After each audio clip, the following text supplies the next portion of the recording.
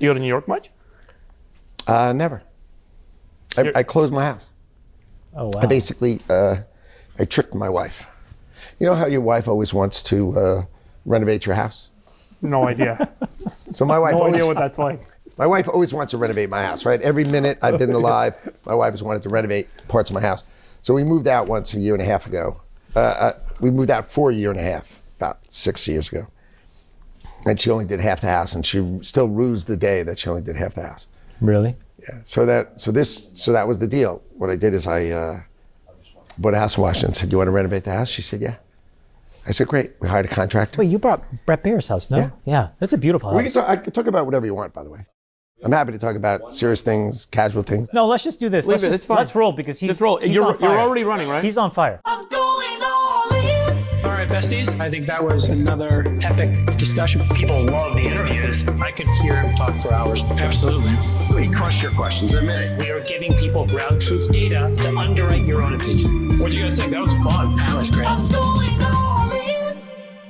Howard, thanks for being here. Thanks for joining myself and David Freeberg on the All In podcast. I want to take a step back before we talk about today and instead talk about your friendship with the president, how it started, how you guys got to know each other, and walk us through the moment when you frankly, went out on a limb a little bit, stepped up, became the campaign finance chair, and then just that evolution. So I've known the president since I was 30 years old. So I used to go on the, we call it the charity circuit in New York. Sure. So there's basically a charity party every night when you live in New York. Like the rubber chicken dinners. Like literally the rubber chicken. And so sort of every night you go out. And so the boss of my company, Bernie Cantor, he got tired of going, right? So he didn't want to go. So he would send me with his wife and I would be her walker. You know, I'm the 30-year-old CEO of the company and I'd take her to the party. And after the party, I'd put her in a limo and she'd go home and DJT would say, "Well, let's go out." And so we'd go out. It wasn't planned, but he was at the party. He was 45. I'm at the party 30, and we chased the same girls. Okay, that's basically, it worked out fine. And by the way, here's the thing about Donald Trump. He was the most famous, the most fun, the most interesting person 30 years ago, 33 years ago. I mean, here's the best thing. He's been on the cover of Time magazine 59 times. No way. And then he leans over to me and he goes, "And 20 were good." I'm like, but who can take that? Yeah. I mean, who could take, like other people, when you have a bad cover of Time magazine, you'd crumple, right, and be sand on the floor. Instead, he's like, but so Howard, is it that he's just totally wired to understand that moment, like of being a public figure, or like what is it that's so unique about what constitutes the ability to navigate that over 40 years? I think it adds energy to him. Right? So everybody else's energy, what they don't understand is people bring negative energy to Donald Trump, right? And they're just charging his battery. Okay? Your energy around him comes to him. So when I come at him with a lot of energy, he comes back with a lot of energy. Right. Right? It doesn't matter. He never steps back. He just sort of takes it like the centrifuge and then hurls it back at you. Right. And he's been that way always. So this is not new. This is just who he is. This is who he is. So those other people who attack him, they think they're attacking him. They're charging his battery. Right. They're literally charging his battery. So he comes back bigger, stronger, bigger, stronger. And once you understand the man, the most intuitive person that you've ever met. Yeah. And people say, well, okay, so people who know me, I don't suffer fools. And they have all these derogatory, all my left liberal friends, all these derogatory statements about the guy, right? And they know me really well. Yeah. Right? And they'd say, well, how can you work for him? I'd say, how can I work for him? The most intuitive person, he senses it, he knows it. He calls me up and he says, Panama Canal. That's what he says. He goes, Panama Canal, it just feels wrong, right? And then he sends me on the quest to go, I didn't do anything. I just start the quest to go look at it. Yeah. Right? The mouth that's east is a deep water port by the Chinese. The mouth that's west is a deep water port by the Chinese. They're building bridges over it. So our ships and our military ships should go under right? In our hemisphere, a Chinese bridge. So then I said, okay, let's go prove it. So I have a friend of mine, he owns a big shipping company. I said, take 2 iPhones, put them on a stand, and just go through the Panama Canal. You know, the Panama Canal, they sort of drag ships through like this. Yeah. And I said, just go video both ways. Yeah. Just video both ways. 70% of every letter is Chinese. Then I'm talking like the sides of container ships, the stores. Like I'm not talking The like signage. It just random signage like you're riding on a road. It's all Chinese. And then I do the research and I call him back and I say the magic words between me and him. I have your path, which is I've done it. I've done the legal work. I've done everything, right? So when you start talking about it, you have a foundation. It's not just you talking. So people think he's just talking. He's never just talking. Yeah. He has people behind him who bring him his foundational, structural outcome. And then what does he do? He went and played golf that afternoon. He called me at 7 in the morning. He said, what do you got? We talked from 7 to 8. He went and played golf, right? And that afternoon, there's the American flag in the middle of the Panama Canal in some, truth he puts out. Right. And that's the fun part, right? So you work for the most intuitive guy, Yeah. unbelievably smart, unbelievably thoughtful, who knows what he's doing. So And it's let's so fun for me. Howard, let's just go back 1 second. So you have this deep relationship with him. You guys are friends. Scott Besson told us the story that about 18 months ago, though, he saw all this data about what was happening under Biden. And he was just so concerned that these deficits and debts were getting so out of control. He went to the president and said, how can I help? Can I help? That's a story. But was there a moment for you that was like rooted in something other than friendship? Like, was there something on the ground where you said, hold on a second, this is a train wreck and we need to do Because something? you were the finance chair for the campaign. Well, no, I wasn't the finance chair. I was the transition chair. Transition chair. Okay, so I ran transition, which we'll talk about. But so let's go through. So I'm friends with him, right? But I'm building my business, a young guy building my business. And then 9/11 happens. Yeah. Okay? So I'm friends with the guy. I'm just friends with the guy. But then 9/11 happens. Kind, sweet, calls me all the time. Just good human being. Nice, warm, caring, good human being. Right? But then I'm knocked out. So what do I do next? I try to rebuild my company, take care of the families of 9/11. I lost 658 people who worked for me. And we had a policy. We want to work with people that we like. So when we had an opening, we didn't use headhunters. We would say to everybody at the firm, does anybody know anybody who'd do this job? Yeah. And so, young lady works for me, says, my best friend is an HR person. They have to have capacity. Yeah. But once they have capacity, imagine we hire that person. Yeah. Now, what happens is it's not one big happy family. Yeah. But people really, really care about the company. And that's our company that's on the top 5 floors of the World Trade Center on 9/11 when the plane hits it. Kills everybody at the office. My brother Gary, he dies at 36. My best friend Doug, he dies at 39. I had just turned 40 that summer. I had a party, 65 couples. It's my 40th birthday 40th party, birthday, yeah. right? 27 people at my party get killed. Jesus. These are my friends. These are my friends. So I'm driven to take care of the families of the people who died. And I commit 25% of all of our profits. But the company is destroyed. So we go from making $1 million a day. I was a rich guy, right? What's the definition of a rich guy? No personal debt, no corporate debt. Ken Fitzgerald, no debt. So how do you survive 9/11? If you don't owe anybody any money, Right. the only money you're losing is your money. Is your money. So we survive and we take care of our friends' families, and then we build the company back up. So you could see, like, I'm a special guest on the Celebrity Apprentice, the first season of Celebrity Apprentice, Yeah. when Piers Morgan wins. Did he fire you? No, I wasn't a contestant. Oh, I was gonna I'm a ask. little beyond being a contestant. That's what I No, figured. It's like- I was a special guest. I'd come in, like, if you see during the auction, I'm standing next to him at the auction, and I'm helping him. Like, I'm just his friend, sort of as an extra Yeah. all along the way. Every once in a while. You kept the friendship going as, Oh, yeah, as you're rebuilding. We're friends all the way, but I'm Yeah. rebuilding my company. Yeah. And then, so I'm not interested in politics. Okay? I don't do anything in politics because I got my head down, right? We had the financial crisis. Ken Fitzgerald is great in the financial crisis. Had you ever donated to candidates at all, or not? Yeah, even that? New York candidates. Okay. Right, New York candidates. So think about it. You're in New York.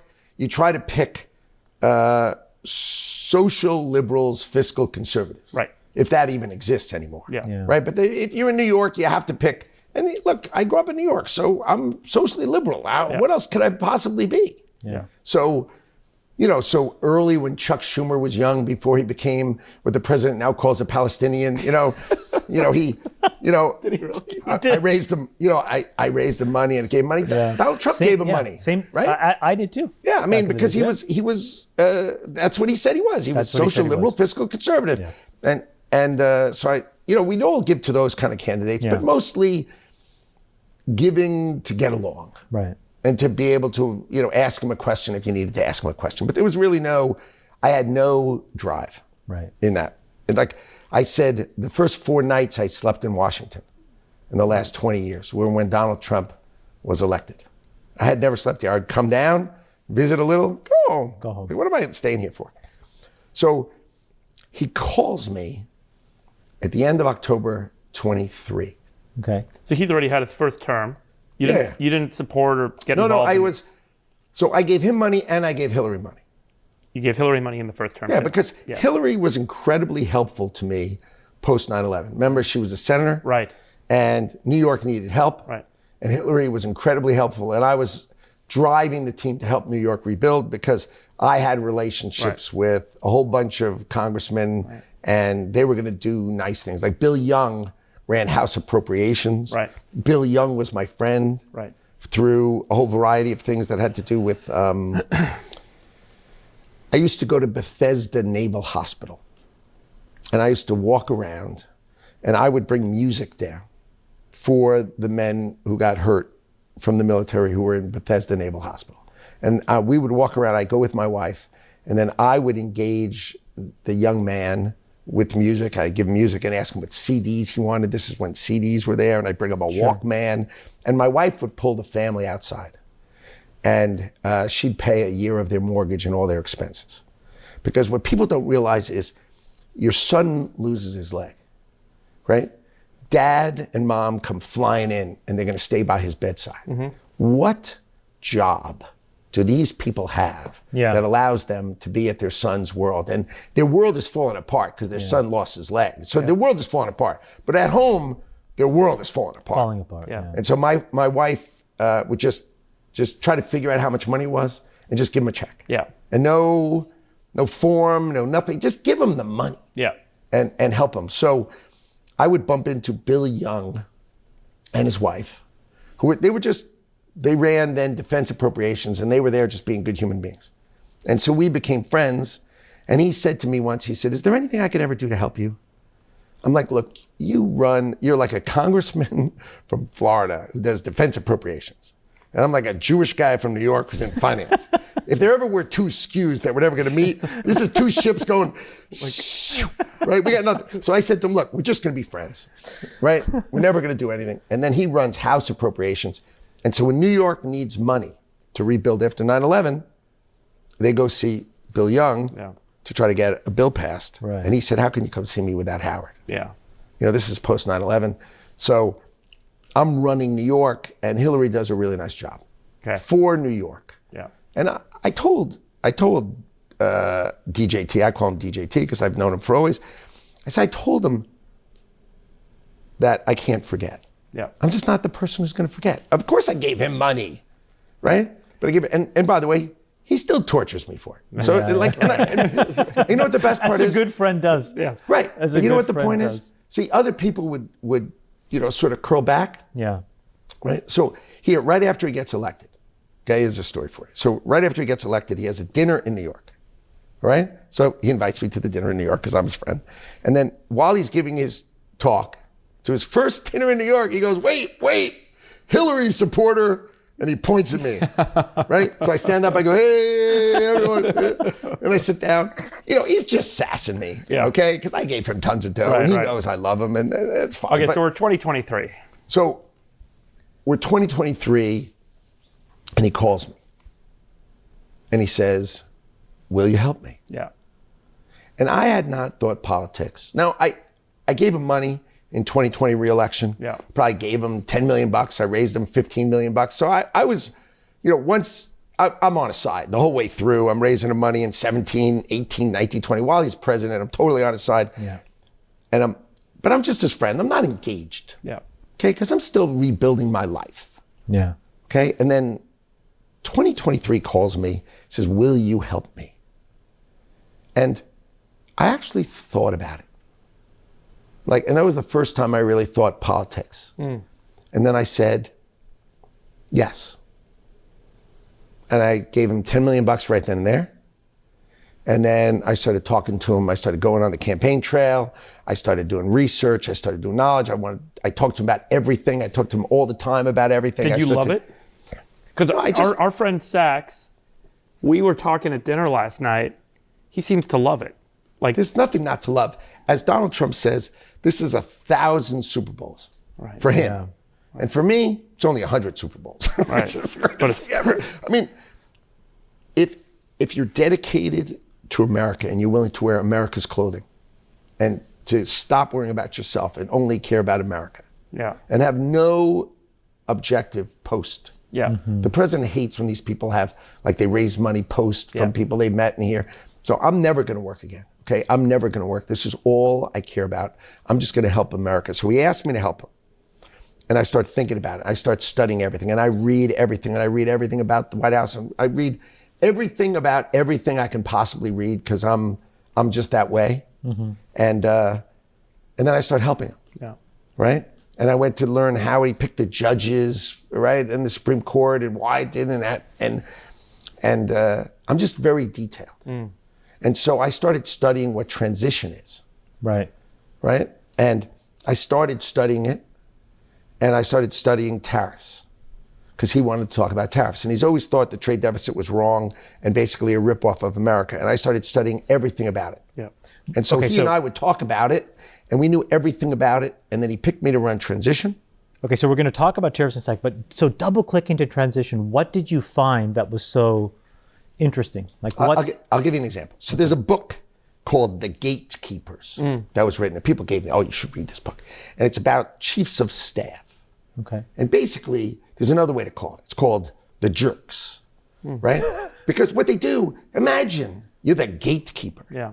You're the gatekeeper of what? Yeah. Of the man who was elected president of the United States of America. He needs the gates kept from him?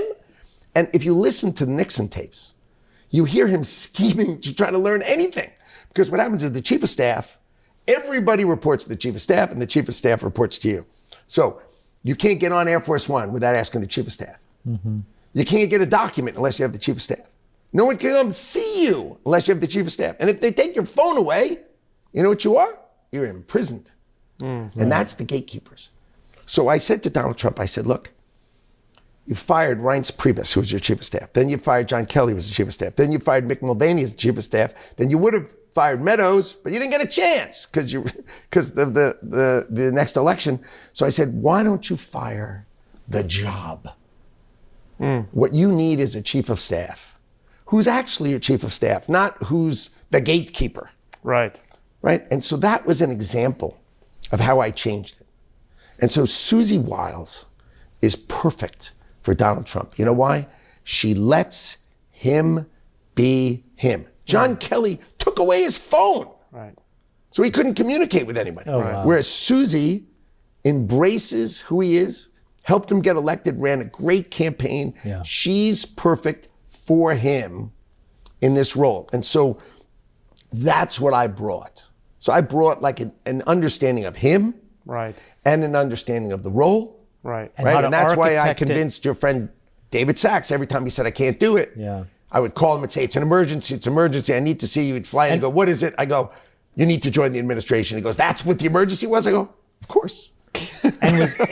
And Howard, was that when you conceived originally Doge in that initial, was that during so the transition? Doge, all right, so Doge. Yeah, we should talk about Doge and tariffs. Okay, so Yeah. Doge comes, it's October of, before the election, Okay. early October. October 2024. October 2024. Yeah. Like the beginning Yeah. of October 2024.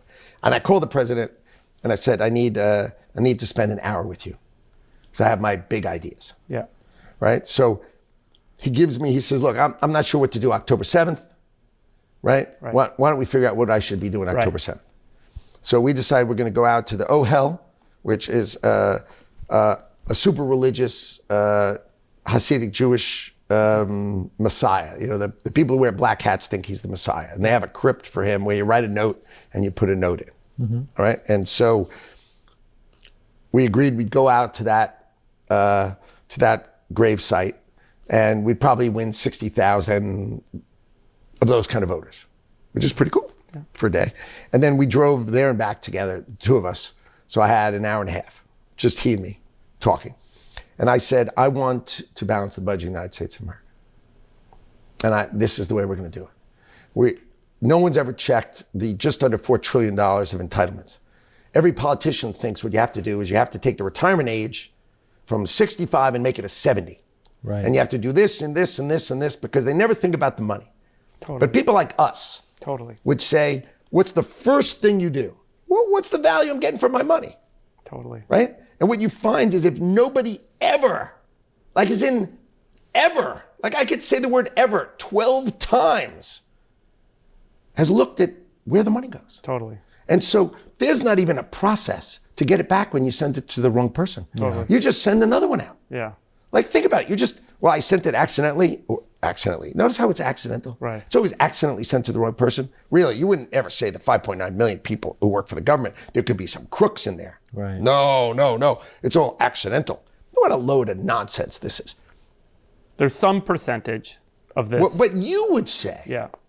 and you would say, No, just zero base it and let's figure out where it's got to be 25%. Yeah. We'd all say if it's never been checked, how could it not be 25%? Right. How could it not be? Right. And the answer is that's $1 trillion a year. Right. Okay, so I said, I think we're going to cut $1 trillion a year in expense. And then I think we can, through tariffs and other means, we're going to get revenues of $1 trillion. Okay? Incremental revenue. Incremental revenue. Yeah. And we're going to balance the budget.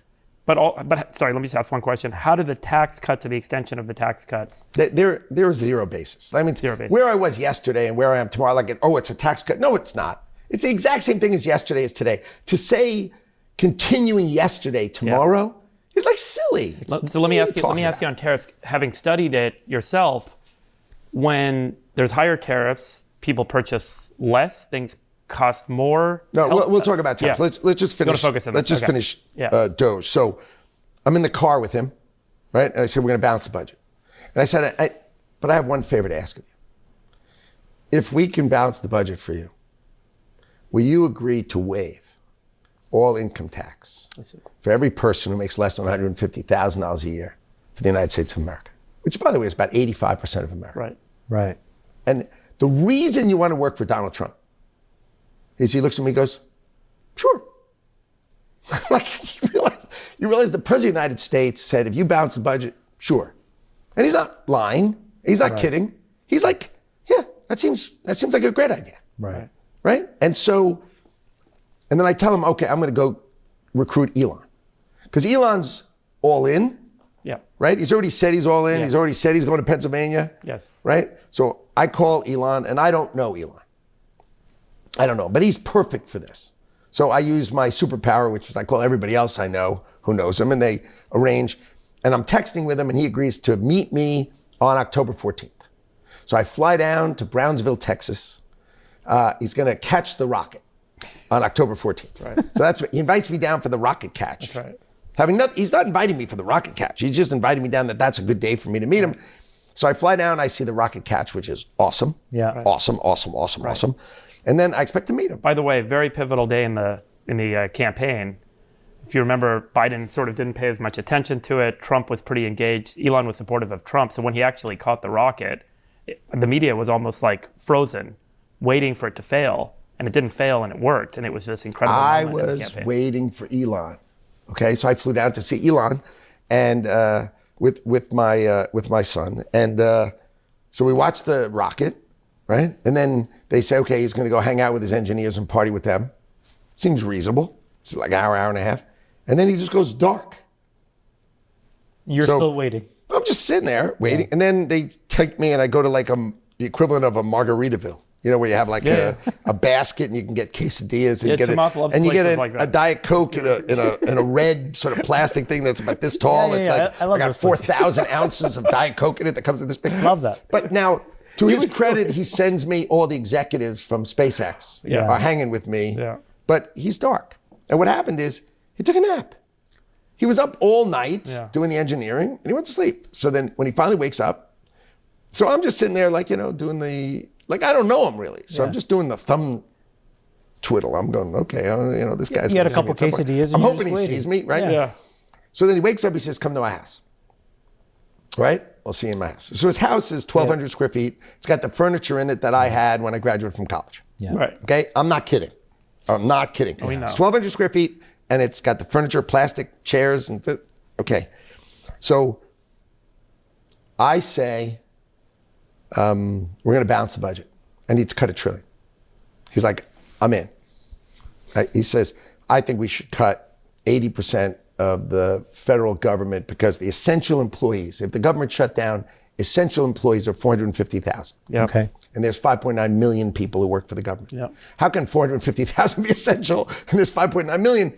So he says, like Twitter, I think we should cut 80%. Yeah. And I say, I know how to cut 50. And he says, I want to cut 80. I said, I know how to do 50. He goes, are you with me or against me? I go, I know how to legally do it. What do you have?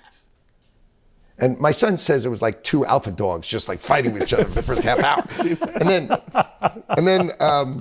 So then X comes in, right? And then he's got to walk his son X out. So he walks his son X out. And I'm thinking maybe the meeting's over, right? Because we've been together a half hour, 40 minutes, and maybe it's over. Because he got up and he walked out, he comes back and he sits down. He goes, Howard, this meeting is, right? That's what he says. He goes, this meeting is, and we sit down and we map out the plan. I tell him what a gratis vendor is. Yeah. Because I was not going to go into the government. I was doing transition. What is a gratis vendor? A gratis vendor is an approved vendor for the United States of America that gives product to the government, doesn't sell it. Okay. So therefore, I don't have to go through the whole process of becoming a proper vendor because you're giving it to us. And then if you give it to Article 2, which is the president's stuff, then the president can accept it, right? Because it's give. Sorry, Howard, what's an example of this? Like just to make I write some software. You write some software. I write some software for the Commerce Department to do a better job of XYZ. You just give it to me. And then I do QA on it, and I can take it. If you sell it to me for $1, we go into government hell. Right, the whole rigmarole. Yeah. Right? But if you give it to me, right? And then I set up, so I said, I'm calling it Doge. And I registered the name Doge. You said that. Of course. And were you familiar with Dogecoin and Of Elon's course. history? It's Elon. I'm going to Elon. Okay, so what happens is, in the Defense Production Act in World War II, Yes. in order to get all the great executives of America to help with production, they named everything after jazz singers or everything that of the people who were on the committee that it would make them laugh and smile. Okay. Right? So I picked a Doge so he would laugh and smile. And he said, get the F out of here. Like when I said, we're going to name it Doge, the Department of Government Efficiency, which I didn't think of. It was on the internet sort of floating around in June. Yes. Right? But I literally registered it, right? As the Department of Government Efficiency, like make it a real thing as a gratis vendor. And I said, this is how I've done it for me. Yes. So that I can run Cantor Fitzgerald, you can run SpaceX, right? You don't have to sign the conflict form and all that stuff because you're not working for the government. You're just giving stuff to the government. Yes. You are literally giving of yourself, Right. but you're not looking for anything. You're not taking any money. You're not owning anything. You're not doing anything. You're not on that side of the wall. You're on this side. You're outside. Yeah. Right? And so we had fun. We talked for 2 hours. And then on my Twitter feed, I took a picture of me and Elon outside, and I put up, welcome to Doge. We are going to rip the waste out of our $6.5 trillion government and balance the budget. We must elect Donald J. Trump president. Yeah. Right? And I posted that with I probably at the time had 25,000 viewers, and I got 45 million views. Wow. Right? So it was me and Elon. Yeah. And that was the beginning of Doge. Yeah. Right? Then I ran transition, which is, so for the transition, I had a room in Mar-a-Lago. Yeah. Okay, big conference table in the middle. 4 85-inch screens on one side and mirror 4 85-inch screens on the other side. So that you and I could talk to each other. So the president sat across from me. Yeah. Elon sat, and then I'll tell you one other story about Elon. So he wins the election. President wins the election. He accepts it like Wednesday at 2 o'clock in the morning, right? Elon's not on stage. If you see, I'm on stage. Elon's way in the back of the room. There's 1,000 people in the room, 2,000 people. He's way in the back. He goes home. Thursday afternoon, I call. I'm doing a dry run of the launch of my transition, right? And the president is superstitious. He's never had one conversation with me about transition. He totally trusts me. He wins the election. Now he's got to, like, I said on Jesse So he Waters, hasn't talked to you ahead of time about who he wants. About one job, about one thing. So the transition, so until the election. Because he's superstitious. He's superstitious, Like yeah. He doesn't don't wanna jinx waste it. your time. Don't jinx it. Right? Just go win. Yeah. You got to go win. So what happens is so I'm doing a dry run. So I call Elon. And I said, where are you? He goes, what do you mean? I'm in Austin, Texas, or whatever. I go, well, what are you doing? I mean, what is the point of you spending 3 weeks living in Pennsylvania helping the guy get elected if you're not going to help him pick the cabinet? Like, come on, right? Because the way President Trump works, he makes decisions by orchestra. He likes lots of views and opinions. He likes them. And anybody who says, oh, the last person who sees him gets him, that's because they don't know him at all. Right? The answer is it's an orchestra, right? And I would say, okay, I'm the first violin. At the time I would say I was, I would describe myself as second violin. Yeah. Right? So this is an orchestra. So the president's not going to make a decision with me and him alone. Yeah. No, he's going to have, so it went like this. President sitting across from me, right, at the conference table. Elon to his left. Susie to his right, right? JD to my left. Linda McMahon, who was my co-chair, right? But she wrote all those EOs that he did. Yeah. She was responsible for, and I was responsible for personnel, but she was with me for personnel. So she's sitting to my right, JD sitting to my left, Don Jr., right? Stephen Miller, there was always 12 people in the room. They were never like me and him hushed in the corner doing this or that, never. And what we would do is I would put 8 candidates on one screen, right? And then big candidate on each screen. Right. Most beautiful AI picture of you you've ever seen. Right. And people would walk in and go, where'd you get that photo? Right. I'm like, what do you think I did? I took 3 of your photos. By the way, I've heard secondhand stories of this room during the transition that you walk in and everyone's photo is up on the screen. Everybody's on the room. And so what would happen is... That's a candidate for a role, and then you guys would debate it. So what happened is a big picture of the person. Yeah. Their key highlights of their resume, not boring, their education. Yeah. Right? And then you would click a button and you'd see them speaking. 20 seconds at a time, 4 of them. Right? So it was about 80 seconds. And you're not speaking about the job. Right. Just like, how do you present? Totally. And what you can see is his whole cabinet can talk. Totally. Yeah. All of them. Totally. Because he picked them knowing I need you to be able to talk, to be able to present our ideas and our concepts out there. And that's key to him. And the way I would joke to people is say, how do you do it? I go, watch. Pitch. So you'd throw him a curveball. He wouldn't swing. And you throw him a fastball, he wouldn't swing. And you throw him a slider, he hits the ball, hits it to my glove. I go, here you go. You go, well, how do you know that? I go, because I know the guy for 33 years. I know what he wants. And he loved the process. And you know what happened? You saw what happened, right? First day, 8 candidates, 12 jobs, national security. Okay? He says, what do you want? I go, 8 to 4. I put up 8 candidates. I recruited everybody. I had 150 of the best Republicans in the United States of America. They each gave me 5 people, who then gave me 10 people. I had thousands of people to pick from. The whole government was set up to pick from. And then we picked candidates. I had 8 for every job. 8. 8 to 4, that's Friday. Sunday comes in, 4 to 2 in the morning. I fly everybody in for the 2. I prep them. We go in and meet them. 2 to 1, final interview, give them the job. Wow. Bang, bang, bang, bang, bang. Monday, Monday, we're done with national security. Okay, now we're rolling on, and it just pounds out. Why? Because he had every candidate. Everybody knew it. Everybody was prepped. Everybody was aware. Everybody was done. That's why I had to beat the heck out of David Sachs, because I needed David Sachs to be in the government. I recruited David. I pounded on David. You can ask David, right? I beat him and beat him and beat him until he finally said, okay, I'm going to do it, right? And I did that for everybody. Yeah. Right? And I made sure he had the greatest choices. And then every once in a while, he would call me at night and say, throw this guy in, throw this guy in, throw this guy in. We did a vet on everybody, but I didn't take out anything negative. I am not a negative person, you can tell.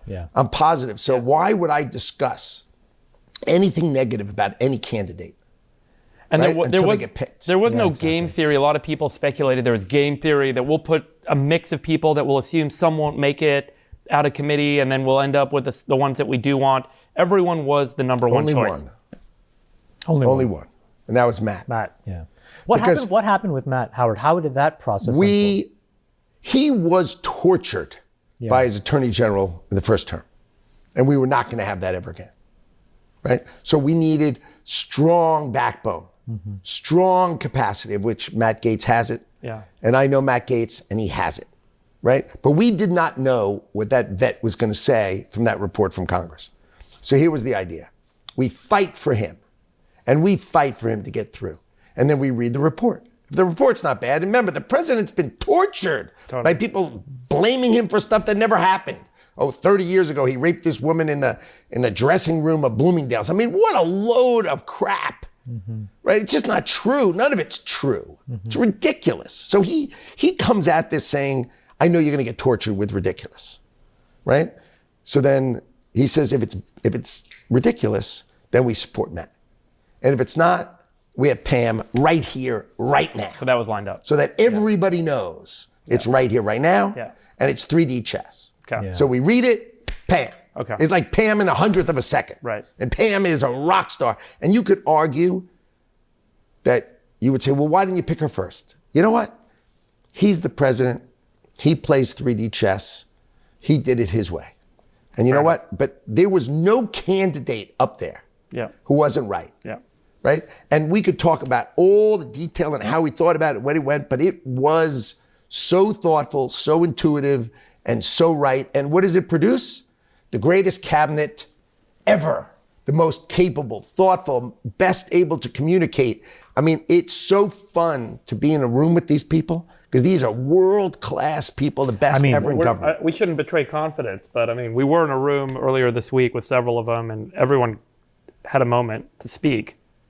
It was unbelievable. I mean, look, every single one of them, you're like, I'm a huge could fan have of could all have been these a leader guys. of the country. Like they're all great. That's the point. He picked greatness. Now, I was the recruiter, so I was recruiter in chief.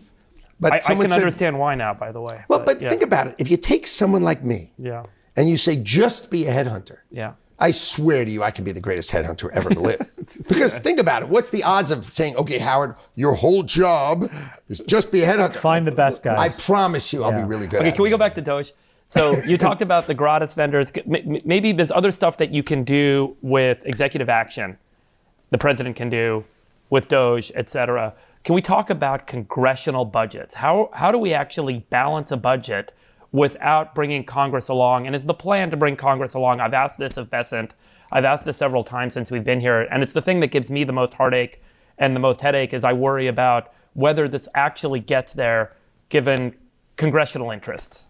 I think Congress works with something called scoring. Right? That if it comes from their pen, it counts. If it doesn't come from their pen, it doesn't count. But the fact is, money always counts. It just doesn't count for their scoring. But their scoring is only part of the game, right? The outcome of the game is what matters to me, Elon, our cabinet, and Donald Trump. Okay? The outcome of the game. And I'm telling you, the outcome of the game by me and Elon.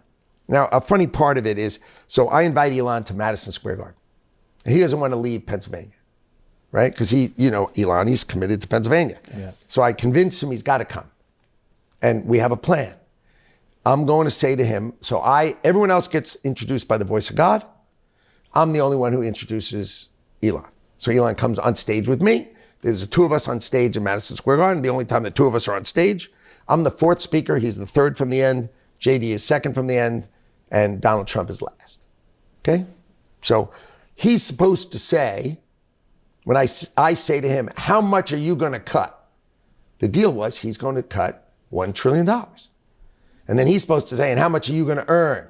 And I'm supposed to say $1 trillion. And then we're supposed to say, together we're going to balance the budget of the United States of America. That's the little sort of thing. So I ask Elon, how much are you going to cut? And because He said $2 trillion. well, because we're in front of 22,000 people and the place is erupting, he says $2 trillion. And then I'm sitting there going, and I'm like, I think I said, alrighty then. Alrighty or then, something yeah, like yeah, that. You know what I mean? Like, what was I supposed to say? Yeah. You know, so later when he walks back to $1 trillion. No, you were caught off guard, but I mean, Did he it was ask quite you a how much are you moment. going to earn? No, because he said $2 trillion. He's like, I said, got it all. Don't worry, like, Howard. Yeah. Like I said, alrighty then. Yeah. And that was that. So then I walked off stage and, you know, he said $2 trillion. So like, I mean, what am I going to say? But the answer was always, right, that 25% of the waste, fraud, and abuse is $1 trillion. Right. And he's got to cut and find the waste, fraud, and abuse of $1 trillion. Okay. Okay? And that my job is to raise $1 trillion of exogenous new revenues. New revenue for the government. And we, right? I'm telling you, I've been here now 2 months, Yeah. right? I am more confident It's going to happen. and more excited. Tell us how it happens. Well, hold on a second. So, Howard, let's finish this, and then we'll move to tariffs and revenue generation. So, there's a lot of domestic terrorism. Is that the response to try to slow down the expense side of the house? Is it basically to put fear into people that are trying to find this waste and fraud? Is that what that is? The burning of the Probably. I mean, dealerships. if you're, I describe it to people this way. Let's say Social Security didn't send out their checks this month. My mother-in-law, who's 94, she wouldn't call and complain. She just wouldn't. She'd think something got messed up, and she'll get it next month. Yeah. A fraudster always makes the loudest noise, screaming, yelling, and complaining. And if all the guys who did PayPal, like Elon knows this by heart, right? Anybody who's been in the payment system and the process system knows the easiest way to find the fraudster is to stop payments and listen. Yeah. Because whoever screams is the one stealing. Yeah. Because my mother-in-law's not calling. I mean, come on, your mother, 80-year-olds, 90-year-olds, they trust the government. They trust, okay, maybe it got screwed up, big deal. They're not going to call and scream at someone. But someone who's stealing always does. So what happens is we need to get to, so the people who are getting that free money, stealing the money, inappropriately getting the money, have an inside person who's routing the money, they are going to yell and scream. But real America will is give going to be the rewarded government because here's the key. benefit of the doubt. Not one penny should stop going to, we're the richest country on earth. Yeah. Here's the way I say it. I said we have a $6.5 trillion budget. We have $4.5 trillion of revenues. Yeah. Okay, we lose $2 trillion a year. Yeah. We have a $29 trillion GDP, right? Which people don't understand, and which I'll explain a little bit. And we have $36 trillion in debt. Yeah. What number didn't I say to a business person? What's our balance sheet worth? Right. I say $500 trillion. Right. The president says a quadrillion.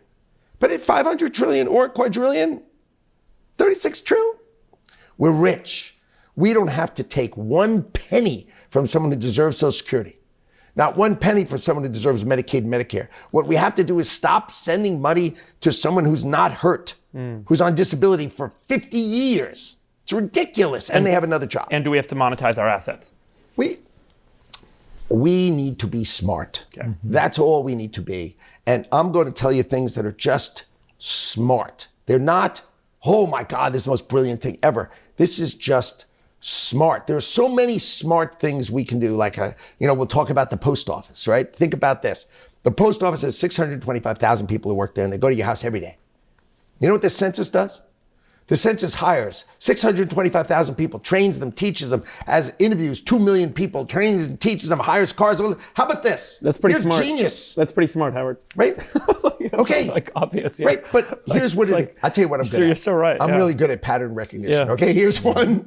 Like, tell me 625 of one, and I can point out 625 of another. This is the genius I bring to the government. Seriously, this is core. By the way, you're genius. responsible for all the core data collection as well, aren't you? Isn't Commerce responsible for generating a lot of the GDP for economic? Oh, that's right. I get Yeah. to talk about GDP and how I'm gonna clean up the nonsense that's in GDP.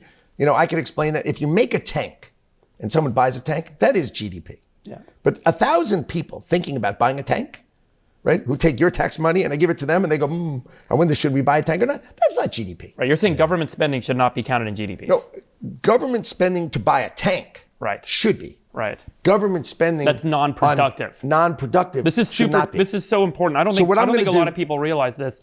How much of GDP is non-productive government spending? How about we do one thing? Yeah. GDP.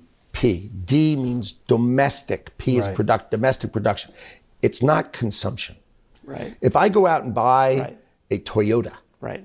right, that's not GDP, right? If I buy a Chevy that's made in America, that's a D, right? So people think it's like a consumption model. Metric, Right. yeah. Right? That's not it. And you can check another one is there's gross domestic income.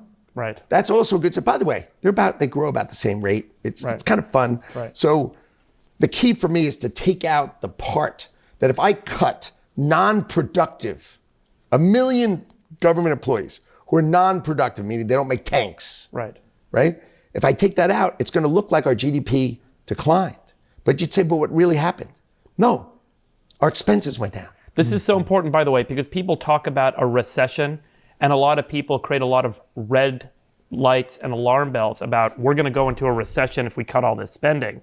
But the follow-on effect of cutting non-productive spending is that the workforce and those dollars flow into more productive parts of the economy where we make more things, we create more jobs, we create higher wages. And that's the theory that you guys are trying to execute against. I don't think a lot of people in the general public fully understand that is so important to kind of explain and get across here. Okay, if we put 3 people behind us and they sat behind us and they did nothing, and each of us gave them $125,000, just like this, here you go, and they just sat there, right? What is that? All right. That's not GDP. Right. That's actually me taking my money and giving it to them. We've produced nothing. We've no purpose of the earth. It was my money. The income, however I earned my income, was mine, and I just gave it to them. They didn't really earn income. It's really a transfer pricing model. That is currently considered in GDP, yeah. and it's nonsense. So if I stopped paying them, Okay. right, what would I do? The first thing you'd say is, well, then why am I paying so much tax? Yeah. Bang. Right. Okay, so now we're in the concept of where So we Howard, are. do you have an intuition on what the actual GDP number is? I'm sure you If do. you take out non-productive spending. Yeah, but I'm not going to talk about it Yeah, until okay. we release it because that's the proper way to do stuff. Got it. Right? And I'm going to break that out. I think it's 25%. And I'm going to break it out, for the last 20 years. And what you're going to see 15%, is 20%. every time the quarter just before an election, all the government spending happens right then and there. Right. And so all of a sudden you have this jump in GDP, Right. total lie. Right. Total lie. Basically, they just take all this money and they jack it into the quarter so that we have that, and you'll see it. It goes whoop. And then they can make it- what do you think the first quarter is? Whammo. Yeah. Right. Or the second quarter is whammo. Why? Because you pre-spent it. Right. Right. Right. And then you have this whole, and it's gross. Yeah. Yeah. Okay. That's the only way. To us, you're like, really? But Yeah. let It's me so manipulated. let me and ask the you- answer is, And duh. I mean, and to your point, the game that's being played is we're going to take taxpayer dollars that people don't understand once you give it to the government. We're going to create these waves of fake growth that try to tip elections so that then the grift and the waste and all the fraud can then continue for as many years until the jig gets replayed over and over again. And it seems like the buck is stopping with you guys because Well, it's going you've to. exposed it. It's going to. And that's Yeah. the idea. The idea is to take $1 trillion of waste, fraud, and abuse out, Yeah. and then make $1 trillion from having other people, resetting global trade. And once you understand global trade and how it makes sense and where it came from, Yeah. Can you explain that to us? Sorry, before we get there, I want to ask one last question on the cuts. Can we speak do we need to speak in a more empathetic way? Because that $1 trillion of spending flows into someone's pocket. Some percentage of that pays people a salary and they live on that income. And I think a lot of No. Okay, I think this is important for you to highlight because a lot of people are reacting to Elon and Doge and the budget cuts saying, you're destroying jobs. You're taking money away from people that need their jobs. Why rich people are taking away jobs? I'm going to give you a sad example. And so, like, help us understand, are people going to lose their jobs? I'm going to give you a sad example. We all remember during the COVID, there was the PPP money. Yeah. Right. Remember that? Yeah, totally. So it was proven that 200 billion of the 1.2 trillion was going to Chinese fraud gangs. What? Why? Is that proven?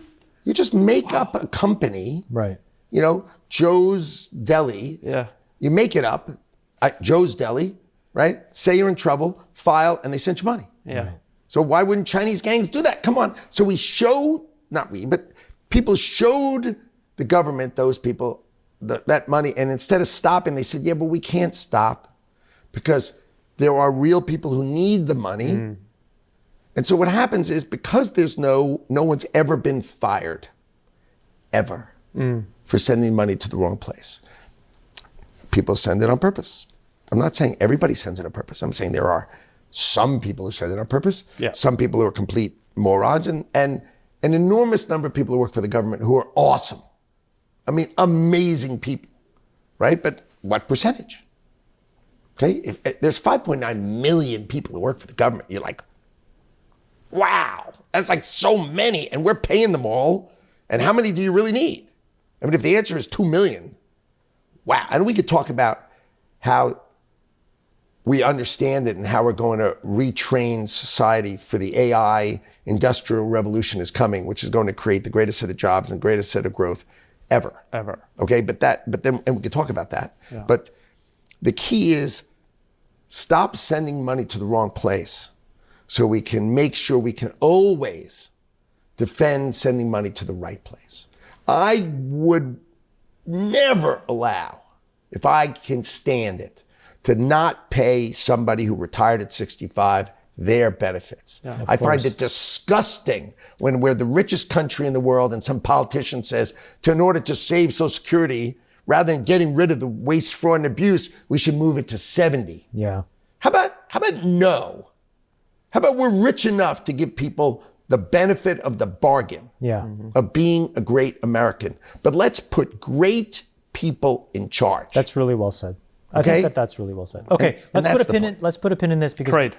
So let's, Howard, explain to us global trade as you understand it, and then the context of tariffs, and maybe historically, and what role they played now. So I remind people that on the earth there was the Dark Ages.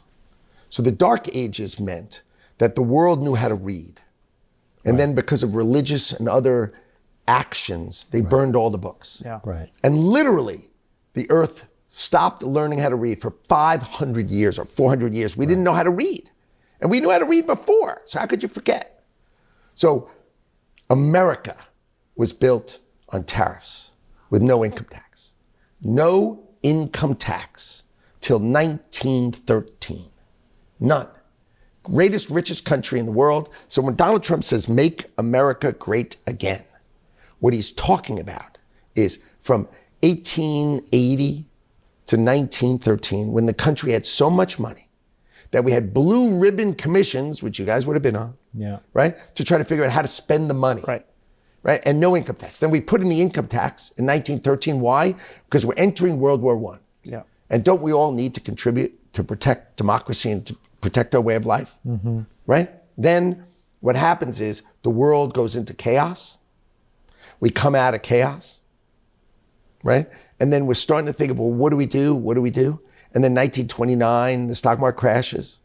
Right? 1933, we start to say, oh God, we forgot. We need to do tariffs. 1933, how can you do tariffs when the markets crash, the world's going into depression, and you're going to do tariffs in 1933? You can't charge the rest of the world money unless the rest of the world's okay. That's right. So it was too little, too late, right? So then we come out of World War II. It's 1945. We need to rebuild the world. Okay, so we decide we're going to take our tariffs down. And we'll let them, here's the key, we'll let them have tariffs be up.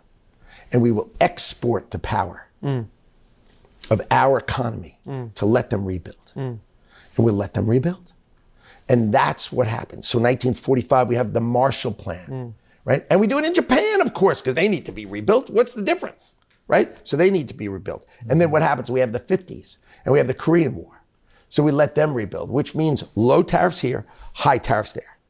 Low tariffs here, high tariffs there. Then we have the Vietnam War, right? So now all of a sudden we have all of Southeast Asia. Low tariffs here, high tariffs there. You know what the best example I can give you to make it crystal clear? Kuwait. We spend almost $100 billion freeing Kuwait, right? You know who has the highest tariffs against the United States of America? The number one country with the highest tariffs against the United States of America. Kuwait. And you think, what? That's insane. But here's what it is. If you go back to this understanding the way America thinks, you need to be rebuilt. You were just destroyed, right? All their oils were, you remember Red, the guy's name was Red something, and he was the guy who capped there were fires in all the oil wells, and he capped them all, and it was amazing. So we let them put up high tariffs. But you know what the problem is? Then we forget. Right. And we let it go. Yeah. So Donald Trump comes in and says, it's got to stop. Okay, so that's an incredible context now for tariffs. It's like, it was a long-term strategy that essentially says, okay, great, there's rebuilding to be done, sort of almost out of the largesse of America. We're going to enable that to happen. So we'll lower tariffs here, and we'll support the high tariff regimes over there. We let it happen. We let it happen. On purpose. But it's an incredible thing you're also saying, though, which is that it's inexorably linked to this repetitive machinery of war, because those create these boundary conditions over and over again. Always. Where there's so much destruction abroad that America then feels compelled to have to do this. Correct. And That's so- exactly right. So what happens is, and then you say to yourself, okay, I get the 40s, I get the 50s, I get the 70s, right? But 80s, 90s, 2000, 2010, what? It's time out. So Donald Trump gets elected 2016. Who understands this? Okay, let me give you a hint. Donald J. Trump. Who else? Nobody. Yeah. Right? You'd say, wow, he understands. And how long has he been talking about it? 40 years. Yeah. Why? Because in the 80s, he's saying, what are you doing? Well, let me give you the economist's counter, and then you can respond to it, which is tariffs on imports in the United States will ultimately pass to the consumer. Higher prices, inflationary. So the things that our consumers, that our citizens are buying gets more expensive. And as a result, they buy less. And it's recessionary. It shrinks the economy. It shrinks spending. It shrinks consumption. Can you kind of respond to that's the typical economist refrain on this, independent, and maybe they're isolating the imbalance. Okay. India has a 50% tariff on average. 50. We have on average 4. Okay? I would say to the person who said that, can I ask you a question? What are you talking about? They're 50 and 4. Well, here's what you're talking about. When we're all equal and everything is free and fair, if you raise tariffs and they raise tariffs, isn't it bad for society? The answer is, of course it is. But there's 2 differences. Number 1, let's do human beings first. Before we go to the math, let's go to human beings. Once upon a time, we had an auto industry in Detroit, okay, and in Ohio, but Detroit. Then some genius named Bill Clinton signs the North American Free Trade Agreement, or corporations, you can screw Americans and go get cheap labor in Mexico and break the unions by going to Canada.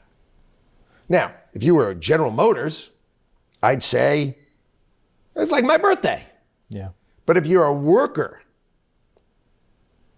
who comes from Michigan or Ohio, they just signed, you know what they signed? Worst statistic I'm going to tell you today. Average life expectancy of high school educated workforce. So, by the way, the United States of America, 2/3 is high school educated, 1/3 is college educated. The difference today of average life expectancy between those two categories is 7 years. 7-year average life expectancy. It's not the air. It's not the food. It's not the medicine. It's despair. My grandfather worked in the auto factory. My father worked in the auto factory. I have a good life. I'm going to do Friday night lights and football. I mean, it's going to be a good life. I have a good middle-class life.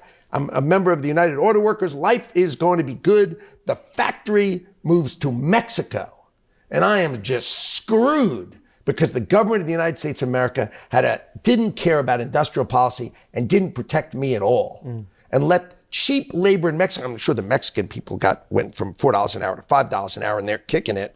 But I destroyed you.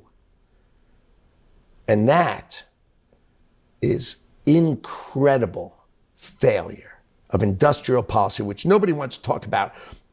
But you talk about it as average life expectancy. And you're talking about it, about reshoring and building the life for the people who are America. That's why you elect Donald Trump president. You elect him because I didn't spend 1 minute doing politics until he asked me to help him. But when he asked me to help him, I started spending time with him. When did I learn this? And who taught me this? The President of the United States. This is not me teaching him. You understand? This is him teaching me, and you can see him talking about it in the 80s. Right? He's been talking about this for a lot, and what it does is it means reshore. So, number one, we have to care about human beings. That's a globalist view. Yes, if I take my production and move it to Mexico, it's better for me, Mr. Corporation. Okay? But it's not better for me, Mr. US citizen of the United States of America who's working at a car plant. That's bad news for him. Okay? And that's number one. And now let's go to number two, which is the math of it all. If we say free and fair trade, I want to remind you, there ain't no such thing. There is no country in this world that is free trade. Zero. And we are the lowest and the dumbest because everybody else is higher and more protective. Yeah. So they protect their farmers. Here, I'm sitting at the dinner Modi comes to town. And I say to him, when Donald Trump, we have dinner, and after the niceties, Donald said, go ahead, Howard. And I said, you have 1.4 billion people. And you brag to us how amazing your economy is. Why won't you buy a bushel of our corn? You won't buy a bushel of our corn. So our farmers can't go to him, but his, of course, can come at us. Right? Why is that okay?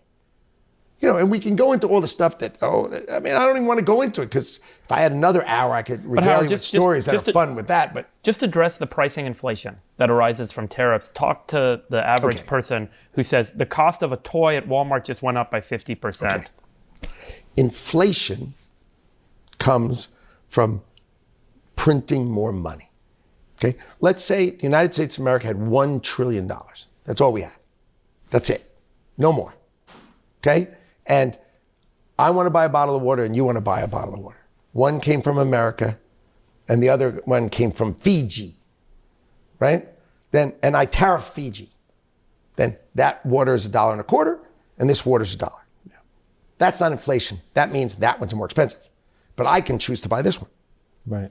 Okay? So you're right. This toy might be more expensive and that toy's not. I get it. But that's not inflation. No. Here's inflation. Snap my fingers, now we have $2 trillion, right? That water's $1.50, that water's $1.25. Yeah, everything's more expensive. That's inflation. Okay, so inflation without tariffs is everything's $1.25. Now what inflation with tariffs is $1.25, right? And $1.50. And so you have to understand inflation doesn't come from tariffs. Certain products, if I put a tariff on a mango, right? We can't grow mangoes in America. We just can't grow a mango. If you put a tariff on a mango, the mango would be more expensive. Yes. Okay? But if the president chose to put a tariff on a mango, then the mango is more expensive. That just becomes a consumption tax. It's like a sales tax. Yes. Right? It's a sales tax. It's a consumption tax. If I want to buy a mango, it costs more money. And you can offset that with a reduction in income tax. That's just like another version of income tax. How do you Okay, think so about, the idea is to not do that. yeah. That's the idea. The idea is to choose things that are going to reshore. Yeah, exactly. Come here. This is so important. Hire my people. Yeah. Bring it home. Yeah. Right? And by the way, I want to just speak as an entrepreneur. I see the economic incentive. When I see the price for certain things go higher because you have to import and pay a tariff, I'm like, why don't we make that here? We should be doing that. And there's going to be a lot of that kind of entrepreneurial opportunity that will arise from making things. And this is just how the markets work. Someone will say, $2 trillion so far. I mean, he's been in office, right? Like 7 weeks, 8 weeks. yeah, $2 trillion of committed domestic production coming back because of his tariffs. TMC saying, I'll build, semiconductor wafers. yeah, Arizona. Everything we do, they're going to build it here. That word is never coming yeah. Yeah. unless the tariff. So we- what happens is you bring it here, you create the jobs here, and then they avoid the tariff. And by the way, those jobs are better paying and they're more productive than the government funded. What do you, Howard, what do you want to do about like the narrow set of products that are more high value than the mango that maybe can't be made here, or at least can't be made here in the next 5 to 10 years? So TSMC can make chips. I think that's great. ASML, who makes the extremely complicated lithography machines, as an example, can't necessarily do that for another 5 or 6 years here. So there's these narrow cases where tariffs can exploit a market or perturb a market where there is no multi-vendor solution, right? But that's still critical. How do you think about that set of stuff? You know, the beauty of putting Donald Trump in the White House is it's giant three-dimensional chess. Yeah. Okay? So we all have Stockholm Syndrome for the Internal Revenue Service. We think we like the Internal Revenue Service. And we don't say it, but when we say we're going to charge a tariff, and other countries who lean on us, who rely on us, who bleed on us, who can't live without the oxygen that is our economy. Because remember, the thing about our economy is, while we have a $29 trillion GDP, we are the consumer of 20 trillion. Yeah. Right. And this is the key thing. We buy everybody's stuff. So who's more important? Let's say they have an economy that produces stuff, and we have an economy that buys stuff. Yeah. The customer's always right. We all know the customer's always right, because if no one buys it, they can't produce it. right. So everybody needs our economy. When? Now. I mean, to the fact that China consumes less than 10 trillion and primarily tries to figure out how to sell it to itself. Yeah. Right? So they don't buy anybody else's stuff. Right. So we are the world's consumer. Yes. We're the world's customer. Right. Right? So that's point number one. So we want them to come here, and if they can't come here, what if you pay us? Okay, now let's say there was a 20% tariff, and in order to sell his goods, he knows he can raise the price 10%, but he can't really raise it 20. So he eats 10, and the price goes up 10. Let's just say. That 20 goes into the coffers of the United States of America from the President of the United States, who said we're going to balance the budget, and then his goal is to drive down income tax in the United States of America, including waiving tax. So what has he said so far? With that in his pocket, knowing that this is what we're going to try to do, what does he announce? No tax on tips, no tax on overtime, no tax on Social Security. Why is he saying those things? Right? Because he knows that he's got Elon's going to cut and Howard's going to raise, and he's going to have the tools to deliver on his promise. And that'll unlock literally spending. the money. More money for folks to spend. And they'll have more money to spend, right? So if you actually get the External Revenue Service, right, which of course I named, you know I named it, but you know what the funny part is? I came up with the name, I wrote a truth, right? And I sent it to DJT, and I wrote, this is my huge idea, you know, with one of those things that goes like this. Yeah. You know, like, In this is my iMessage. huge idea. Yeah. And it goes, right? And because it's the External Revenue Service. Yeah. But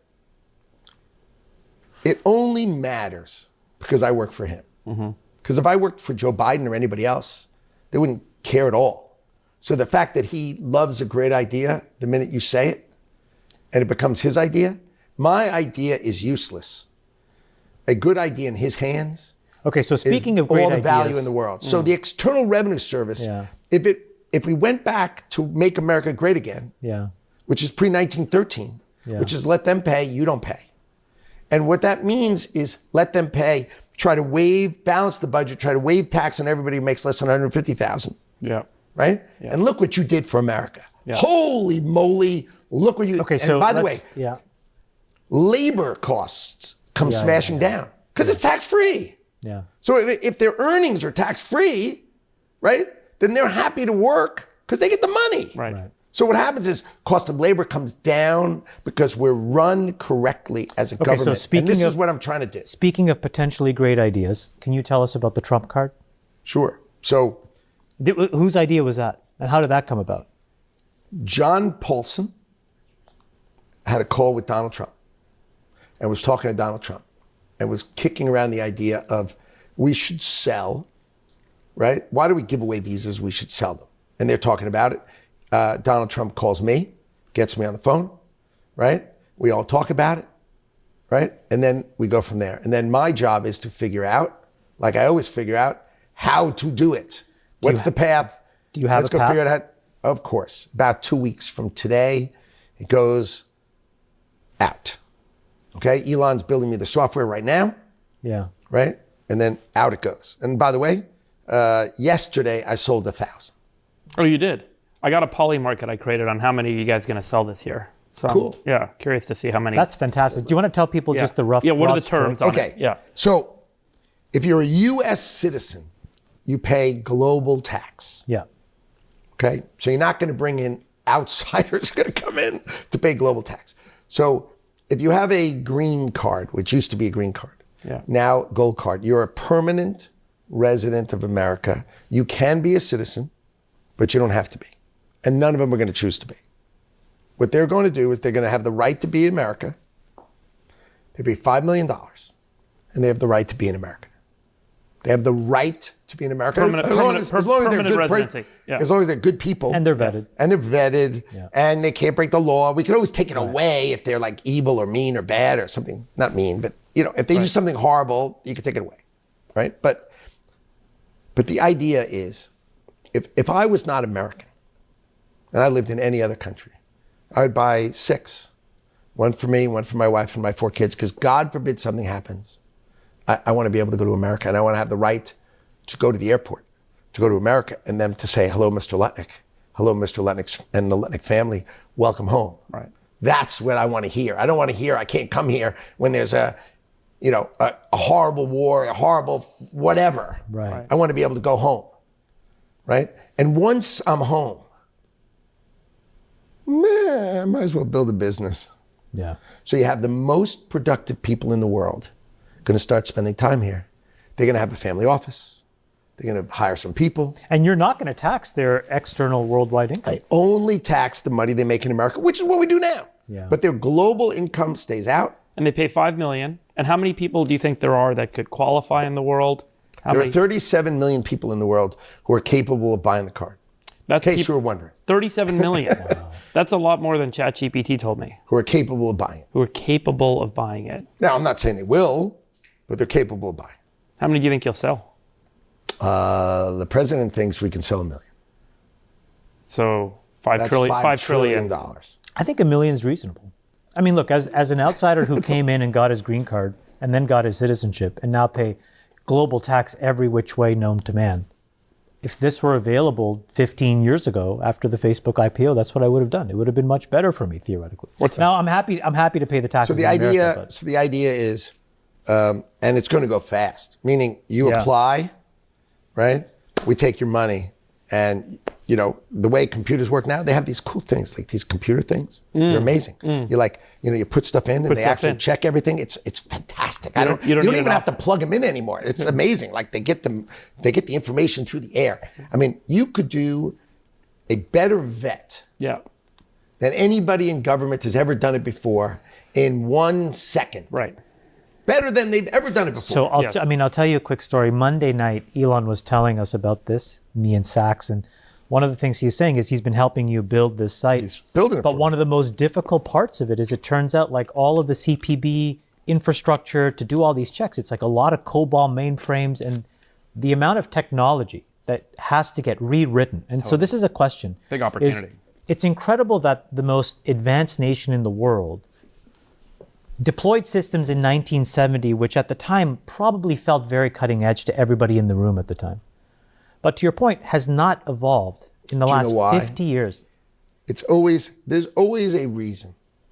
Okay, and the reason is, it's a great reason, which is that in the mid-'70s, we changed the way government accounts for software. We took a 10-year contract, and you have to take the contract up front. So if I'm signing a contract with you for 10 years, $1 million a year, I have to take it against my budget for 10 million, so I'm not doing it. See, I'm only here for 4 years, Yeah, so I'm everything's not the doing case. it. Everything's So what the happens case. is, when was the last time we bought software? 1975. Where? Everywhere. Yeah. Why? Because it's illogical. Now, what I'm doing is I'm saying, okay, I got to collect tariffs, right? So I go to one of the great software companies of the earth, and I say, I want you to give me, you're going to build for me for America. You're going to build the greatest customs processing ever. We're going to take a photograph. It's going to know what it is. It's going to go through AI. It's going to know what it is. It's going to know what the tariff is. It's going to determine the percentage. It's going to know the weight. So when you weigh the thing plus the package, you'll know what it weighs. You don't even have to open it. It'll weigh exactly the right amount, and you'll do this and that. And these are all things that I know and all things I could figure out. Because you know the way gold works? A gold bar is about 40 pounds. You know the way I know that gold bar is? They weigh it, and they weigh it out 13 digits of decimals. So basically, if you touch the thing, it's not going to be 13 digits of decimals. So you have a perfect scale, and you weigh it, and that's like the code, Yeah. right? Because you can't touch, if you touch it, you'll change and you can't get it right out 13 digits. It's just not possible. So that's what we do with stuff. You know what it weighs, right? 3 t-shirts, if you're sending the same 3 t-shirts, they always weigh the same. But what's incredible is you're convincing these companies to basically like do right for America and build this software for you. You think that's going to be a movement throughout the government, or is that? Here's the idea. I say, build it for me for free. Yeah. I put it in for free. I don't know. What other countries in the world do you think are going to buy now? Right. If it works for us. Well, remember, you have to connect to me. Yeah. So every country is going to buy it. Right. And it's a great business model. Right. Right? If They the can go greatest monetize. customer in the Yeah. world says they'll take it, Yeah. life's good. Right. So what should the greatest customer of the world get? I don't know, a good deal, Yeah. right? And you got a guy like me there. You know, everybody else is like, Howard, See- you have to change how government operates if you're going to scale that. You can't go negotiate every contract out there for every department. I mean, it's not that hard when you say it's free. You know, Yeah. free is like not that hard. I mean, yes, it is. And then what I do is I get the head of that technology company. Yeah. Because then I use my superpower, which is my friendship with Donald Trump. And then I go in the Oval Office and we call them together. right. And we call the CEO together and make him promise the president. Because Right. promising Howard is like really nice. Right. Promising DJT, that's something else entirely. Right. So I get these guys to promise Donald Trump that they'll build it. Right. Now let's see him renege. Yeah, that ain't going to happen. So, you know, when you get Elon to say, I'm going to build it for you, and he says it in front of the president, like, how great is that? You got like the greatest technologist, the richest guy in the world. He says, I'll build it for you. You're like, thank God. Right? And then I get, you know, I go to the heads of Google and Microsoft and Amazon. They're all for America, building for us, Right. for free, Right. to make America better, because they are great American companies. And in exchange for that, we're going to help them through all sorts of things that are towards fairness, just towards fairness. Because you can't get me to do something outside the world of fairness. But I tell you what, if it's unfair, I'll be on your side as hard and as positive as I possibly can be. Talk to us about some of the hot button markets that you're going to have to navigate. You know, you are in charge of export controls, which is a very important thing in AI. We don't allow export licenses for the most advanced NVIDIA chips. We don't want training necessarily to be done outside of the United States. we're okay with inference happening outside the United States in certain conditions. Maybe just talk about that for a second. How are you going to navigate AI? How do you think about that from your seat? All right, so I'll give you an example that's sort of live right now. Yeah.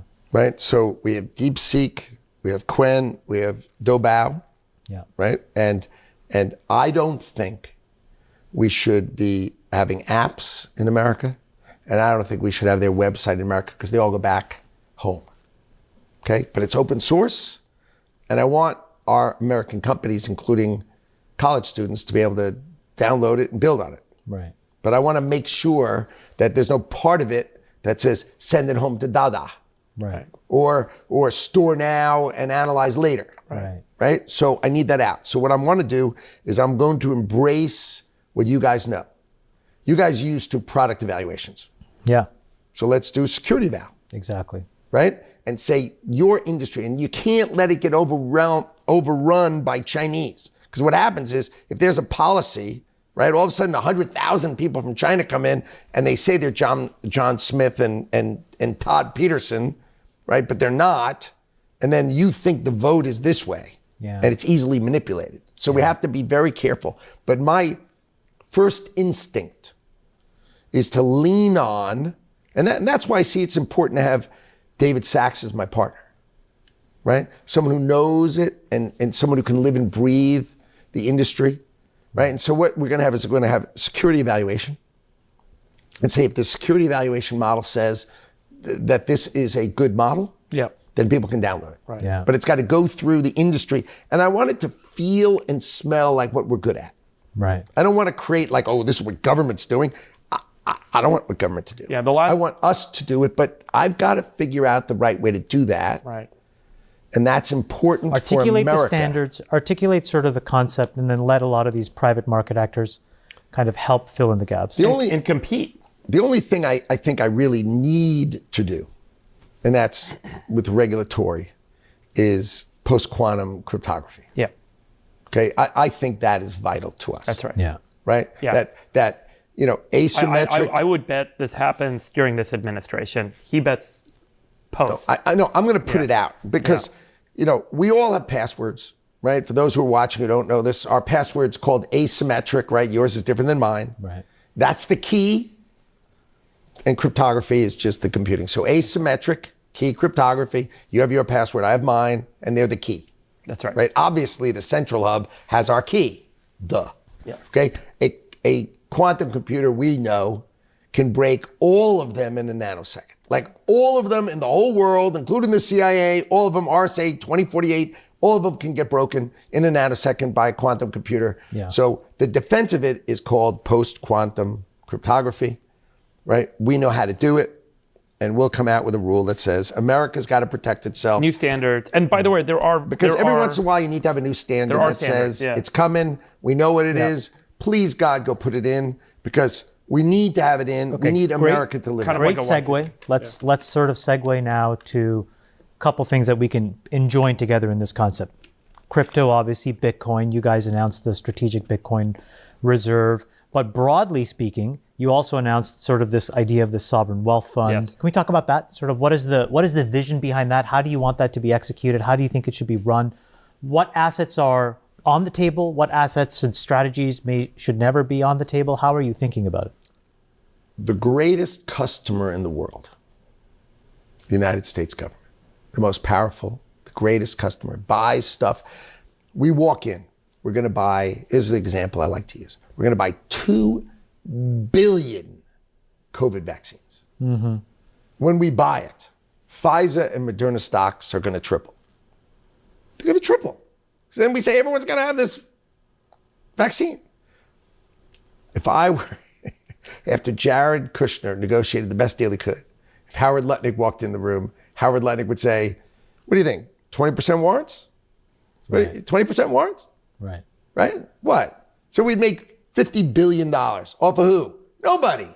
We didn't take from anybody. We didn't do it. Okay, the shareholders of Pfizer, who we've just tripled them with our order. Right. Now, how many of my customers in my life have required that from me?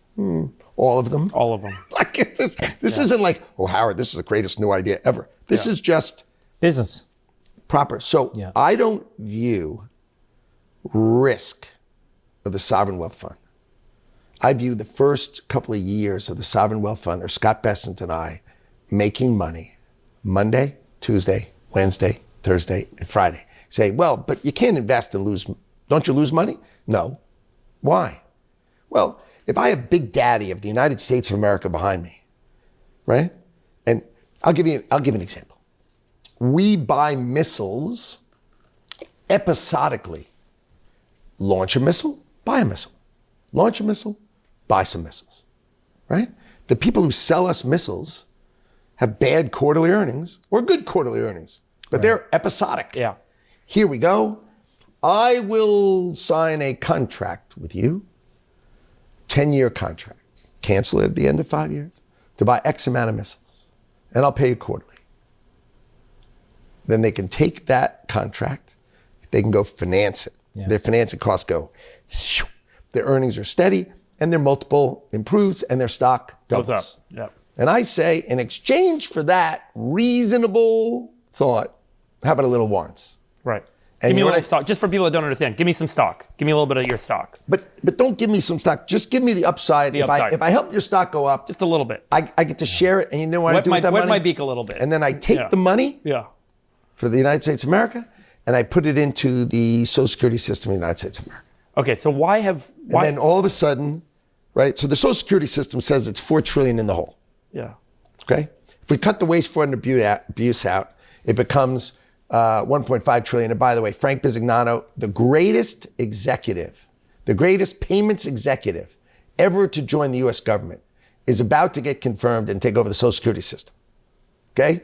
Frank ran Fiserv, $120 billion public payments company. And when Donald Trump asked him in his interview, can you handle Social Security? It's 1.3 trillion a year. He goes, well, let's say I handle 500 billion a day. So Wednesday, right? And he goes, my whole life, all I worry about is getting rid of waste, fraud, and abuse. That's all I care about every single day. $5, $2, $1. He goes, this is going to be the most fun I've ever had. Yeah. I mean, this is a Donald Trump administration. This is something that's another planet. Now, of course, I recruit Frank, and I get to have my piece in the game. Yeah. But if we get rid of a couple $100 billion, then it's only $1.4 trillion in the hole. We make $1.4 trillion. Yeah. And that baby is finished. So forever. Is the sovereign wealth fund a balance sheet for Social Security? Does Social Security become more than what it is today? Does it over time offer bigger, greater benefits? And is it basically a pool that holds equities? Historically, and we talked about this on our show, it's only ever held treasuries, but it's really kind of a fake treasury. It's got 2.7 trillion today, but if we bought the S&P in 1971, when we went off the gold standard with the cash flows that have come in and gone out of Social Security, we'd have a $15 trillion interest in the S&P today. Yeah, but you'd have that would have had you have Donald Trump be the president the whole time, which is not a thing. Right. Okay. But is that the objective? Is that the sovereign wealth fund is basically for the benefit of retirees in this country, and it becomes like a sovereign wealth fund that... We have a $36 trillion budget deficit. Debt. Yeah. To the United States of America. And we have a budget deficit of $2 trillion. So Donald Trump wants to knock down the $2 trillion. Yeah. And then he's focused on the $36 trillion, which the Social Security is part of it. Yeah. So how he allocates it, he was elected president of the United States. I was not. Yeah. Okay. I like the Social Security idea because it's really easy to explain to people and sell to people. Yeah. And so they understand it. But the fact is that it's the same money if I put it in Social Security or I put it on the debt of the United States of America. And I'm going to let Donald Trump make that decision. You know why? Because it's all his idea and none of it's not mine. So he will decide that. Okay. And he will play it his way. Right. But Scott Bessent and I will make more than $1 trillion for the United States of America during our term, which is pretty darn cool. Yeah. Right. And we'll use that. And if that reduces our debt, right? But that's not the policy of how we're going to balance the budget. We're going to balance the budget. Trump card, tariffs, getting rid of scams. I'll give you a scam example. Every boat you've ever seen, like every single cruise ship, super tanker, container ship, you've never seen an American flag, ever. In fact, you ever think about the flag you've actually seen? All of you would say, I have no idea idea what that flag is. BVI. Like, why is it some flag I never heard of? Yeah, exactly. Liberia is number one. Yeah. And you go, what? No one even knows where Liberia is. Because the answer is it's a flag of convenience. They sell the flag for like 10 grand. Like they literally here, you can have a flag. And you pay no tax. So what happens is a cruise ship in the United States of America picks up American passengers, goes in the Caribbean, comes back to America, and treats the port as an expense. And all the profits are made in the Caribbean where it pays no tax. That's what I call a tax scam. Yeah. I mean, it's unfair to America. We're going to fix that in America. We're going to try to fix a whole bunch of these tax scams. Ireland is my favorite. The country of Ireland last year had a $60 billion budget surplus. So we lose $2 trillion and they make 60. You'd say, Ireland? What do they do? Oh, they have all of our IP for our great tech. All the tech companies. All our great tech companies and great pharma companies. And pharma, yeah. They all put it there because it's low tax. Yeah. And they don't pay us. They pay them. So that's got to end. So when those things end, tariffs, Trump card, getting rid of tax scams to get fair tax. That's my trillion. Elon's got to do his trillion. So whenever I see him getting off the rails, he and I go out and we have a strong conversation together that you've got to do your trillion. So you got to focus not on small potatoes. Right. Big, big, big, big, big. I need you to do your side of the trillion. Now, as it turns out, I'm going to do more than a trillion because I'm me. Elon's probably going to do more than a trillion because he's him. And then what we're going to do is our objective is to smash down the Internal Revenue Service and change America. And then imagine America. This is just an imagination moment, okay? We have a balanced budget in the United States. We're starting to knock down the deficit of America.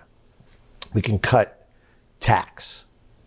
And we have a gold card, a Trump card that you can come to America. Which entrepreneur have you ever met who wouldn't buy one and wouldn't start building businesses when they think the tax rate here is going to come down and eventually it's going to come down to 20% and eventually it's going to come down to 15%. You won't be able to find a plot of land in America. You know what I predict will happen? I predict just like in the medallion industry for taxi cabs, there'll be a financing industry that'll build up around these gold cards or these Trump cards. So that great entrepreneurs, great executives will be able to finance their purchase along with someone getting venture capital interest or equity interest in their business. That they We're going to take that money. We'll sell them every year. Yeah. Right? So they'll knock down our budget deficit. And then eventually, right? If Donald Trump is right and ultimately we can sell 7 million cards, you realize there is no debt in America. Yeah. Right. No debt in America is $1 trillion a year in debt coverage. Right. $1 trillion a year in debt coverage, you know what that changes? That changes the Internal Revenue Service. You start to rethink, and I just want to remind you, right? We are the richest country on earth. Our balance sheet is $500 trillion. I'll give you an example. What's the court system of America worth? Right? What's it worth? Well, how can NVIDIA be worth $3 trillion without a court system that protects it? Right. There's no such thing. Right. So just everything about us the is infrastructure so awesome. Yeah. Right. And you know what happens? We actually we get beaten upon it. We actually believe it. Yeah, you could ask Doug Burgum about how undervalued a lot of our real estate is in this country and the potential for it. Think about it. Biden closed 635 million acres. This is electing Joe Biden head of Saudi Arabia, and he closes the oil wells. Yeah. And all of a sudden, Saudi Arabia falls off the face of the earth broke. Like, what are we doing? Like, we care about Americans. Yeah. Let's make Americans' lives great. Howard? We want clean water. We want clean air. Yeah. Okay? We do it better than everybody else. But if we don't, here's the one, like the hypocrisy, right? We won't mine lithium in America to make a battery. Yeah. But so the Australians mine it with coal, and it's messy because they do it they do it messy. By the way, we breathe the air in 3.4 days, but who's counting, right? Then we take it, we put it on a truck.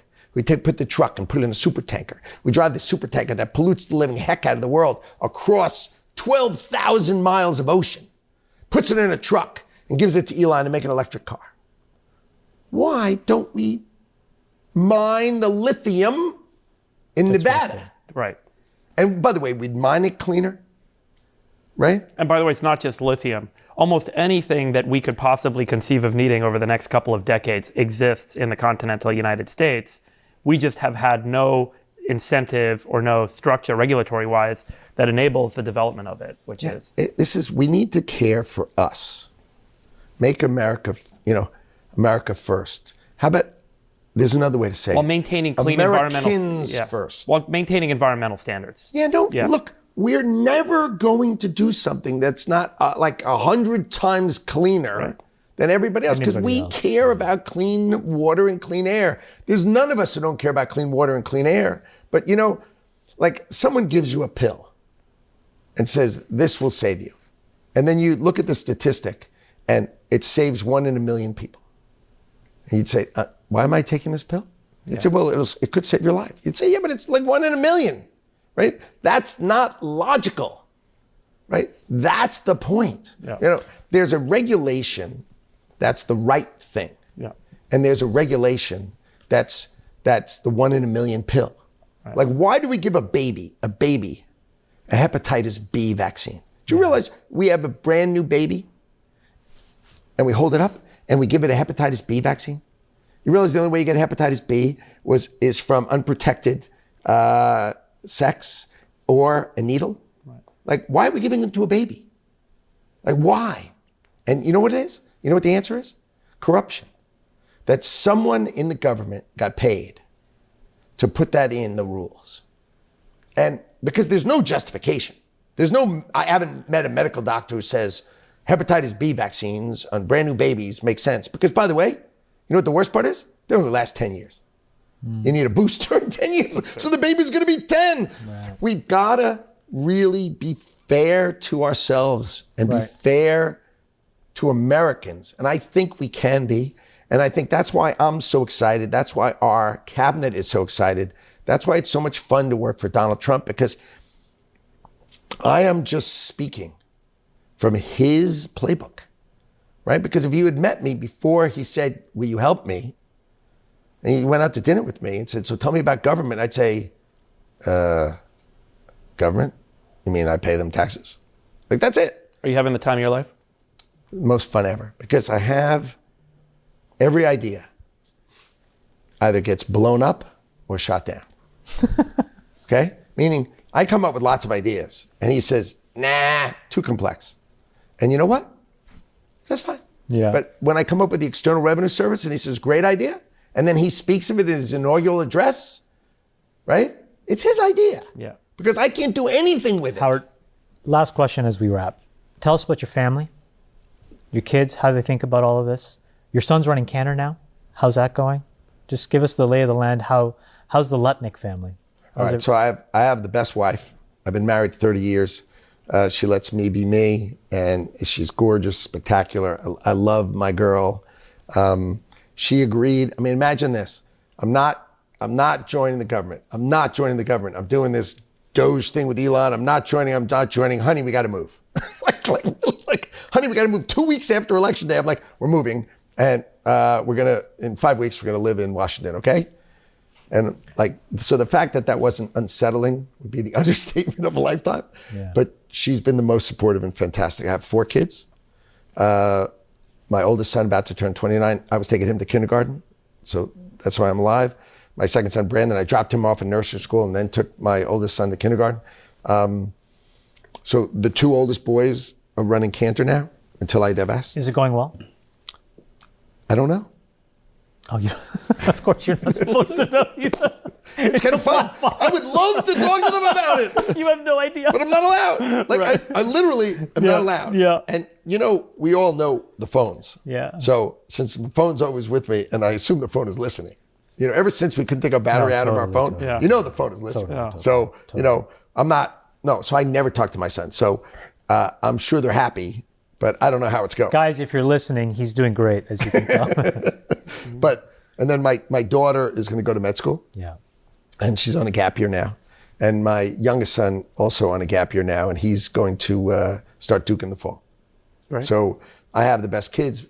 My kids have lived with me, and they lived with this kind of energy and this positive sort of momentum, and my wife being just a spectacular mom, just keeping them. What we taught our kids, which is a fun one, is I taught them two things. I would sit down with my kids and say, how great is your life? And this is only maybe something that people like we can say. But I'm talking to my kids. I say, how great is your life?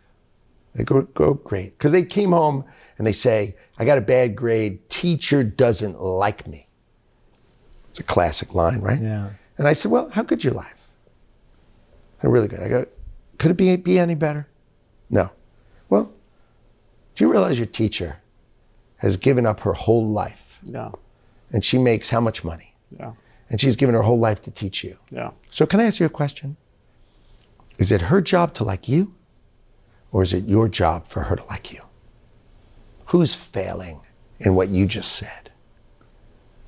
Right? It's your job to have her like you. So when she says, raise your hand, raise your hand. Right. And the other thing is, do me a favor, color inside the lines, okay? In high school, if she says the sky is orange, the answer to the test is orange. When you get to college, you can argue with the professor all you want. High school, color inside the lines, give the teacher what she wants, make sure she loves you, and you're getting a good grade. That's the rules of life. Yeah. And my wife beat that into my children so that they would have it in their souls, in their moral character. Yeah.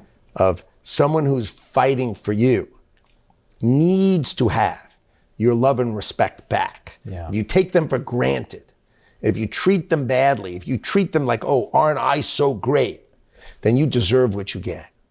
And my wife has taught that moral fiber into my children, and it resides in them. And the other thing my kids have is they have empathy, which is a very unusual thing for young people.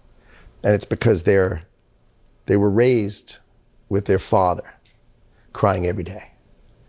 I cried every day until October 21st, 2004. Wow.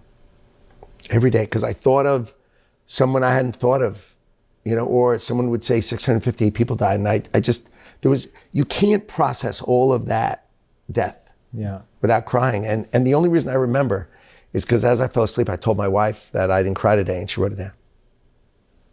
And that's the only reason I remember. So my kids are fantastic. They've been incredibly supportive, and my wife's the best. And she lives with me in Washington. We bought Brett Baer's house. So I have a nice house, big enough for my ego to expand. Very important.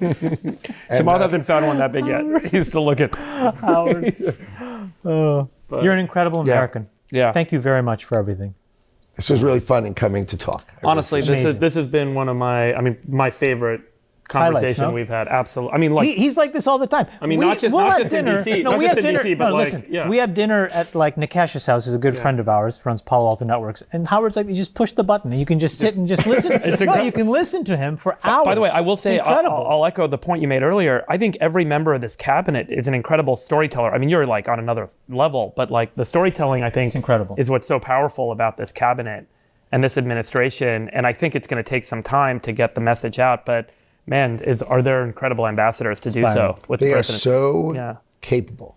Yeah. Each of them is so capable, so thoughtful. I am honored to be on this cabinet with them, but we all get to work for Donald Trump, who can intuitively tell you, go fix eggs.